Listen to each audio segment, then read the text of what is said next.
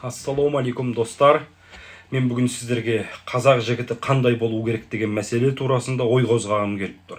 21 ғасырдағы қазақ жігіті білімді, мінезді, иманды, парасатты, рухани дамыған, бай, өзін дамытатын, жекелік тұлғалық қасиетін арттыруға, дене бітімін, өзінің күш қабілетін арттыруға, уақытын тиімді пайдалануға жұмсайтын, мінезді, сонымен қатар парасатты, әр салада, яғни қоғамның әлеуметтік сала, күштік құрылымдық сала, медицина, ғылым, ауыл шаруашылығы, кәсіп, техника, қай сала болмасын, сол салада қазақ жігіті жұлдыздай жанатын болса, және білімді болатын болса, және жан-жақты дамыған, бірнеше шет тілін емін еркін меңгерген болса, кез келген қазақтың қызы сол жігітке қарап бой түзейді, сол жігітке қарап ой түзейді, сол жігіттен тәрбие алады.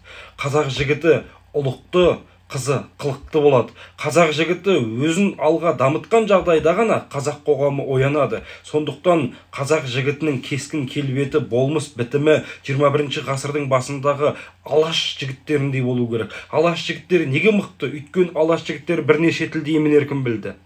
Және алаш жігіттері иманды болды, парасатты болды, біліміне қарай мінезі болды. Сол мінез оларды алға жылжытты. Әлихан Бөкейхан әкемнің айтатын сөзі бар: ұлтына, жұртына қызмет ету білімнен емес, мінезден дейді.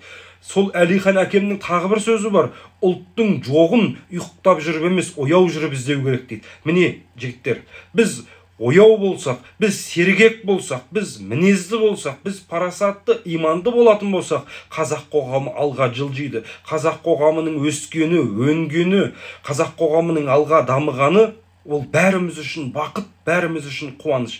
20 ғасырдың басында алаш қайраткерлері былай дейтін: қарындас бізге қарайды, біз жерге қараймыз деп. Сондықтан қарындас қазір бізге қарап тұр, бүкіл қазақ қызы. Ендеше қазақ қызы мінезді болсын десек, қазақ қызы білімді болсын десек, алдымен өзімізді түзеуіміз керек. Сонда кез келген қазақтың қызы қазақтың азаматына қарап бой түзеп, ой түзейді. Міне қазақтың жігіті қазақ қоғамының кескін келбеті болу керек. Ендеше 20 ғасырдың басындағы алаш қайраткерлері ел үшін атылып, жер үшін, топырақ үшін сотталып, әулеті менен, отбасы менен советтік билік алдында жауап беретін болса, ол аманат. Ендеше аманатқа адал болу, аманаттың жүгін түсіну, Қазақстанның болашағына қызмет ету, ол қазақ жігітінің міндеті, парызы, перзенттік борышы. Ендеше жігіттер, қазақ үшін, қазақ елінің болашағы үшін оқиық, қазақ қоғамын дамытайық.